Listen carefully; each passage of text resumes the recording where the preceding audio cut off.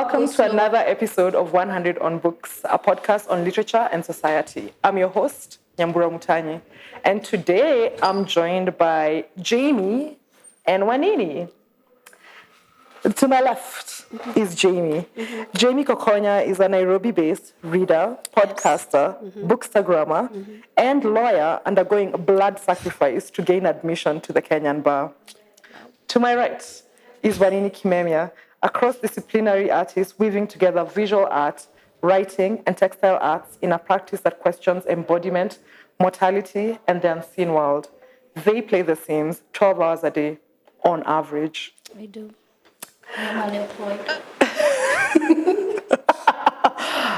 Love the way we've launched with some honesty on this episode. So I'm really curious about your reader origin stories. That's something I'm hoping to find from everybody who comes here. You know, how did you become the reader you are today?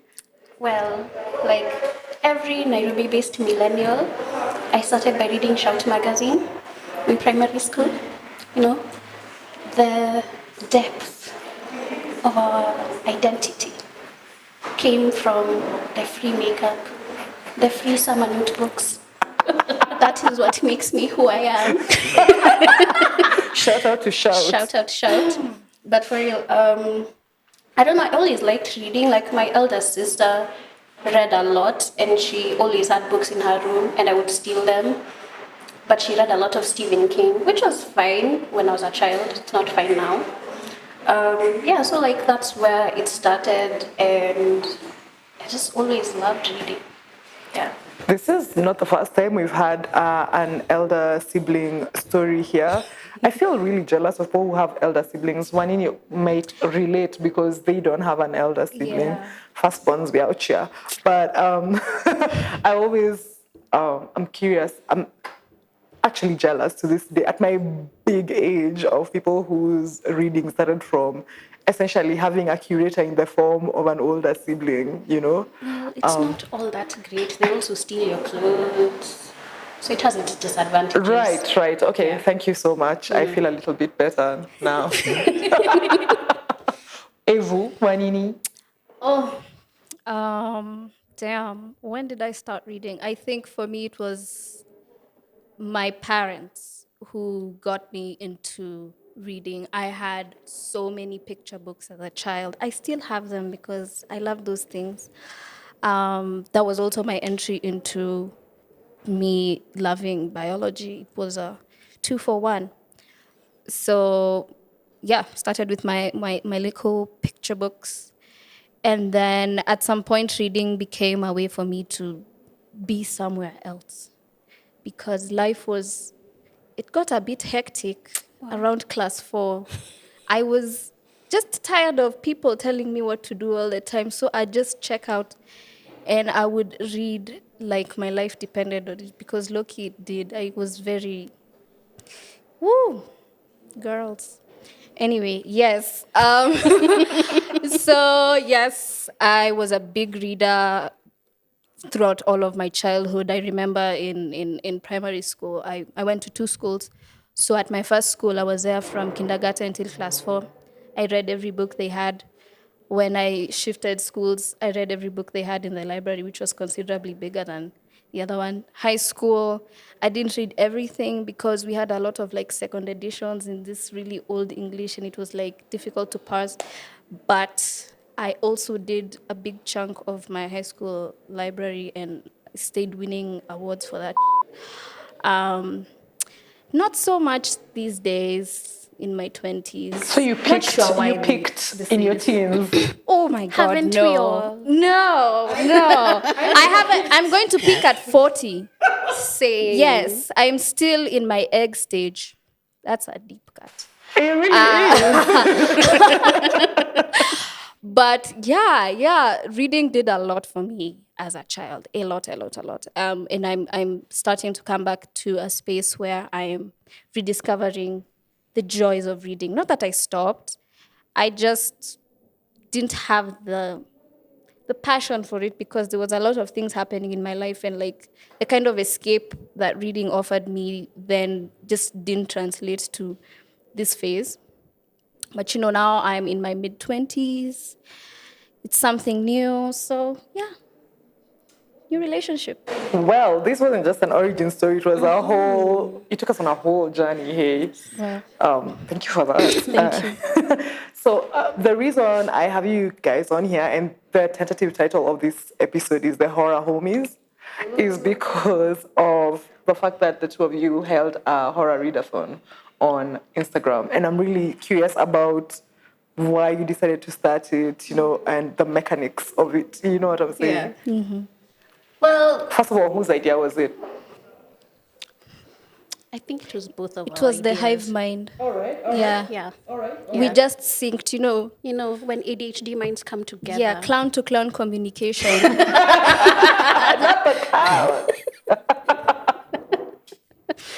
Yeah. Yeah, so I think it was both of our ideas because me and Wanini do this thing where, like, even if we're not reading the same book, like, I'll just talk about everything about the book that I'm reading. So I was reading this really horrible book called Mexican Gothic. Nobody read that book, I'm telling you right now. It's horrible. So it started, actually, the Horror Read-a-Thon origin story, Mexican Gothic. Yes. That's where it all began. I was reading this book. It was so horrible. I had to tell Wanini about it.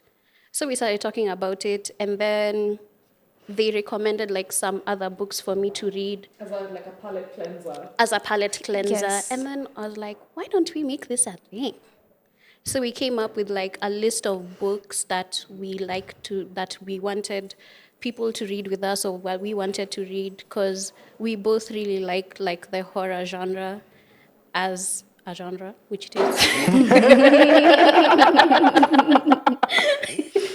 It's one of our faves, and like, I guess what I've realized from this Horror Read-a-Thon is like our tastes are very different in terms of what we like about horror, but I think that is what made it interesting, because I was able to read like the books that Wanini likes, and they were able to read the books that I like, and some that we hated together. So, yeah. How did you go about doing it? Because I remember I saw a post on Instagram, and then I think an IG live was threatened. And the operative one here is threatened because I went and looked at a certain so-and-so's IG. I'm looking at you, Jaimee. Who's that? I don't know her. This is a new Mejikanaki Yesu Kipetero. Simjui huyo msichana. So I'm curious about how it happens, and also, some of the glitches that come up with organizing something like this, because I'm always interested in, as I say, the mechanics of making literary things happen or not happen, as the case might be. There's on the grand level, there's, for instance, I hear there's been a global pandemic. Or something like that. People keep bringing it up. Yes. But things like those have meant that we are creating differently, but also there are things we are not doing, or we are doing differently. So I'm interested in the mechanics of that and how you imagine it happening if you'd like to do it again, say? Well, it's not that we threatened. It's gonna happen. The when, only God knows, because we're busy. Our brains, they are scattered in the four corners of the earth. You know how it is. You know how it be. Yeah, you've heard of it, But like, seriously, I think this Horror-a-thon has been really fun. Basically, how the two of us did it is that we would just read whatever book it is we were reading, and then we'd talk about it. A lot of the times we were not reading the same book, I think. Yeah. Is there a book we've read pamoja? No. So we were just, reading our own things, sharing notes with each other. I think the one that we read really close together was Come Closer by Sarah Graham.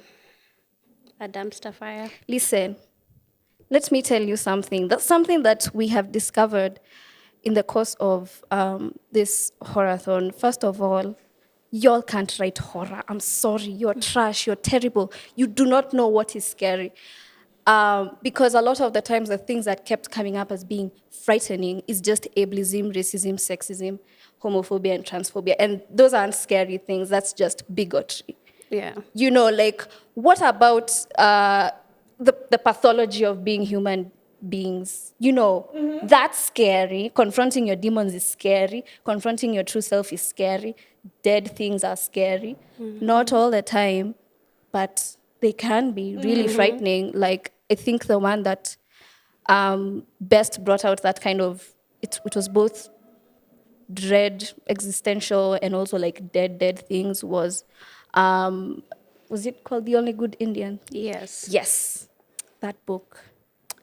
It's by Oh, right? it is, Yeah. it is. The writer is a Navajo man. It was fantastic because it brought the mythology of some Navajo spirits. It brought the issue of, you know, us human beings in our relationship to other animals. You know, why do we feel entitled to their lives? And what happens when these things that we think of as beneath us decide to revenge? Because, you know, we are spirit beings and they're spirit beings. So, you know, what's up? What's up? If they square up, what are you going to do? Cry. You know, When this, I'm gone, you want to be like this, but when I come around, you don't don't want to wanna post up. So That's all exactly that it. you say to my face, the things that you've been saying behind my back. It's true. As a It's book. true. Yeah. The elk spirit, she died. And when she came to all these men who killed her and been like, what's up? They had nothing to say. They all just died as well. It was It was magnificent. magnificent, beautiful. And then also, another thing, white people cannot write horror. Fact. They're too bigoted. I'm sorry, like, y'all are not doing enough work to humanize other people and yourselves. You're still thinking of yourselves as these superior beings. And like, if you're superior, what commentary can you really make about the human condition? Which is what I feel like horror is. It's one of the commentaries of the human condition. You know, you can't have a book here and then what's scary to you is that you've been possessed by a Jewish demon. I'm talking about Come Closer. A Jewish spirit, you as a Gentile white woman. This spirit is making you wear red lipstick and steal things like a magpie and talk back to your husband. And that's frightening. It's like, Just talk about your husband. You didn't need to bring Right, this I demon know, into it. right. Like, just be a massive bitch. Because those things that this woman in that book did are things that white women do every day and feel nothing about. So it was extremely hypocritical, that entire book. The only thing about it, mercifully, it was short. Yes. It was, I think I read it in 5 hours. Did you not play The Sims that day? I didn't. Oh, Yeah. oh. We were engaged. Yes. We in were the completion very of this book. We were engaged. invested. Were you reading together? Yes. Because Yeah. you know, Wanini knows. I finished it first and then they finished it after. Yeah, Like I fell but, like, asleep it was the reading same that day. book, but it was just rubbish from the beginning to the end. I mean, my because it was really like as Wanini said, like it's really unimaginative, and I think that was also my problem with Mexican Gothic, which wasn't in the Horror Read-a-Thon, but was the genesis of it. Is that like the problem with how horror is very like white centric, if that's a word I would say, that what they imagine to be horror is so unimaginative. Yeah. Because like in Come Closer, as Wanini has said, like the things that this woman did were things that white women do every day, that they want to kill black children, they be doing that. They kill brown people, they be doing that. A white woman cheats on her husband, another day ending in Y. Like, what about this is horrific? So, and I think something else that irritated me about this story is that the author gave it away so early. Like, you found out literally by, I think, the second chapter that this bitch was possessed. So I was like, okay, now I know what's happening. Then what? It's just like a continuation of a train wreck of you seeing her, I guess, unravel in quotes, because the things that she was doing were really not Right. that amazing. So white horror, yeah, there's really nothing there. If you remember, that's one of the things I said I would really like to talk to you about, the state of horror. And one of the things I'm hearing is that when white people write horror, there's no source. None. So, what else would you As say about this bit sauceless of as horror? their food. I think like people need to stop writing with their white gaze in mind. Yes. Because like my issue with why I didn't enjoy White is for witch. what was that book called again? White is for witching. Not okay, yes, White is for Witching, but Which also one else? Mexican Gothic is that my hope that when I read this book was that there's going to be a lot of like Mexican culture weaved into the horror, which is something I liked about another book that I read but wasn't in the Horror Read-a-Thon called Ring Shout. By Pete Jelly Clark. Yes. I loved Ring Shout, although the Afropolitanism came to the end and It was very overcame, but it is what embarrassing. it is. But You're really coming after everything. Is Yes. nothing sacred? no. Why? So like Over to you. with Mexican Gothic, like everything about how the story was written and the things that she wanted the reader to perceive as horrific, to me, were written with the white gaze in mind. So for me, I just did not give a fuck about it. Like wanting to make a commentary on like racism and what's this other thing that came up in the book? I don't know why I'm forgetting this word. Incest. No. White supremacy. White supremacy. The other one where they... Eugenics. Yes. Like wanting to make a commentary about eugenics in Latin America. Such like the potential of that was amazing. But what she ended up doing was, I feel like she made the story so convoluted and then redeeming whiteness in the end anyway, where you wonder what was the point of trying to position white supremacy as the horror in this story? Because in the end, for me, what the messaging was is that white supremacy is not a systematic or an institutionalized issue. It's an individualistic issue.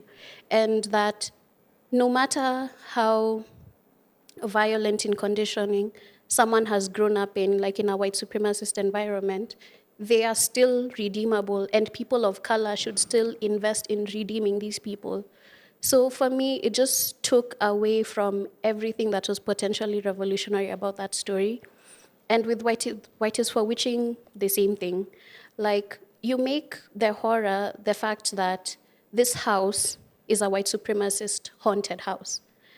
And the only interaction that we have with people of color in that book is one, the maid, who is made to be, this caricature, juju, She's a Nigerian magical woman, negress. very magical. And then the other being the partner of the main character. So everything about the story was centered in whiteness, that they live in a white supremacist house, but all of the protagonists in this story are white. At the end of the day, what does it matter? Because you don't really see the violence of the house and how, like, it makes an implication on whiteness. It doesn't really matter. For me, what came out more strongly was using an eating disorder as horror. Yeah. I feel like that was something that she really did uniquely, even though at some point, like, it really went on. We're like, okay, fine, the bitch eats chalk, we get it. What's next? Go on, girl, give us something Girl, else. give us something.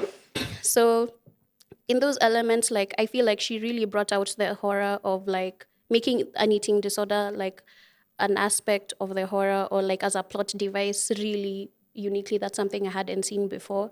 But it was still so much, like, geared to the white gaze that at the end of it, it really didn't do something, which is why I think we both liked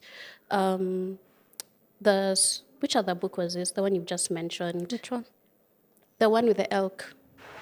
The Only Only Good Good Indians. Indians. Why we both liked it is that none of it, the plot, the development, like, who it's centered to, was, like, for whiteness in any kind of way.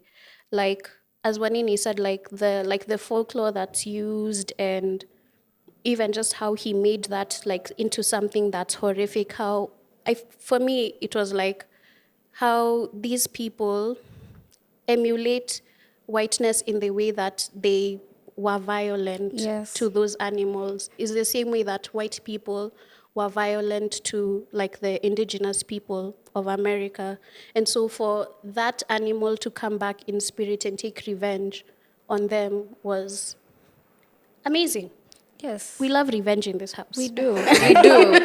And so that leaves me curious about what horror you would say works. You know, what horror do you read and you're like, this works? And the thing that is clearly coming out is that the white gaze does not work. But then what works? And I'm especially interested in this insofar as you're both African readers. You're both not men who are sometimes, you know, like foregrounded in some of these narratives. And so what would you say works? If I'm a horror writer listening to this, I'm like, I want to know the magic ingredients. What would you say? Real quick, short list. Wow. Okay. I can't say that I have read a lot of horror that was inspiring in any way, but the little that I have read has been written almost exclusively by Black women. Okay. And I think that comes from being in a position societally where you are receiving the brunt of almost everything.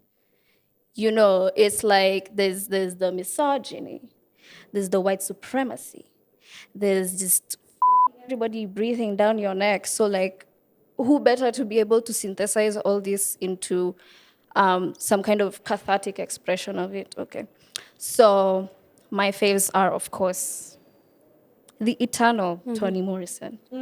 What she did with Beloved. And actually, I'd wager most of her books are like set in this like horror space. They might not be like directly horror, but you know, when you write a horror book, the aim is to challenge you, is to provoke the things that frighten you. There hasn't been any Toni Morrison book that I have read that didn't leave me like utterly shook. You know, and then when it comes to contemporary writers, there's this writer I enjoy. They're quite young. They're only, I think, 22. They're an American. They're called Yaya Schofield. They have this book out called On Sunday She Picked Flowers. It hasn't arrived here yet because, you know, third world. Much to be said. But also it comes from a really small printing press. But, you know, anyway. So the book is about this woman who has been living with her mother her whole life. Her mother who is extremely abusive. You know, mommy issues, people. There's a book for you. So she killed her mom and she runs off into the swamps. And she has a whole ass life. And it's like, yes. This is to me what I would like to see in a horror book. You know, because it's like one of those things that are such a faux pas. You know, it's, oh, mothers, they're so loving, they're so tender, even when they're killing you. You know, a mother's love, nyef, nyef, nyef. But like this story just took that whole narrative and flipped it on its head. You know, and actually acknowledge that, yeah, this is something that happens. And sometimes the victims of this particular kind of abuse will want to kill their abuser, who is their mom. You know? So that's more of what I would like to see. Right. Both, like, it's also been a challenge to me as someone who's been trying to venture into that, because I don't like writing stories that are, you know, they leave you smiling nicely. I'm here to terrorize you. I'd like to do that really well. Well. Yes, and I don't think that my inspiration can come from the likes of Stephen King. The only white man we are vouching for in this here space is Jeff Vandermeer. I agree. Like, he put his hope in Annihilation, that series. I'm going to blip so much in this episode, there'll be nothing left. You should have told me we are not. Like, you should have said that this is PG, it's for kids under 7. Oh, no, please. I mean, the whole point of the medium is that we can say whatever we are saying. It's not like we're going to be on radio. And our Okay, aunties good. will be covering their children's ears in the car. Yeah, I wouldn't like my mom to hear me say The driveway moment will be her crying. All my life I had to fight for a child who doesn't swear. Unfortunately, that's not me. Right. So yeah, that's what I look for. Basically, just compelling narratives and narratives that are rooted in things that are actually frightening. Actually frightening. Lesbianism is not frightening. Being trans is not frightening. It was a huge theme in Come Closer. Basically this relationship that white woman had with this spirit was like, oh, this woman is taking over me.